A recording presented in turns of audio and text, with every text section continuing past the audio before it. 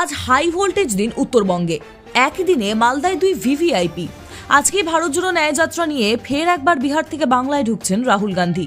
আজ মালদা জেলায় প্রবেশ করবেন তিনি। খাতায় কলমে এখনো ইন্ডিয়া জোটের শরিক হলেও মমতা ও রাহুল মুখোমুখি হচ্ছেন না।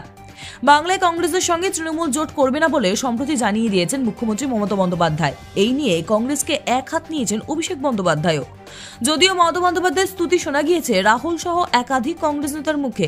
এই আবহে মালদা জেলায় আজ দুই হেভিওয়েট নেতা নেত্রীর কর্মসূচি, যা ঘিরে কংগ্রেস ও তৃণমূল শিবিরে টানাপোড়েন অব্যাহত।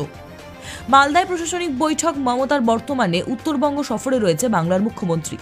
এদিন মালদায় প্রশাসনিক বৈঠক করার কথা মমতা বন্দ্যোপাধ্যায়ের। মালদা শহরের ডিএসএ ময়দানে রয়েছে মুখ্যমন্ত্রীর প্রশাসনিক সভা। এরপর দুপুরে তার প্রশাসনিক সভা মুর্শিদাবাদের বহরমপুরে।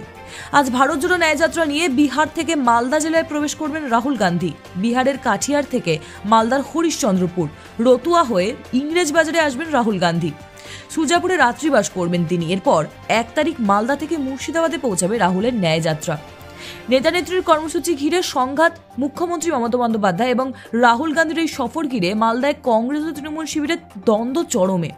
একসময় মালদহ কংগ্রেসের শক্ত ঘাঁটি ছিল। রাহুলের সফর ঘিরে সেই ঘাঁটি পুনরুদ্ধারের স্বপ্ন দেখছে কংগ্রেস। প্রসঙ্গত, কংগ্রেসের অভিযোগ তাদের কর্মসূচি পূর্ব ঘোষিত, আর সেদিন ইচ্ছে করে মালদা জেলায় মুখ্যমন্ত্রীর প্রশাসনিক সভা রাখা হয়েছে। যদিও এই অভিযোগ উড়িয়ে দিয়েছে তৃণমূল। অনুষ্কা মণ্ডলের রিপোর্ট, কাল কলিং টিভি, কলকাতা।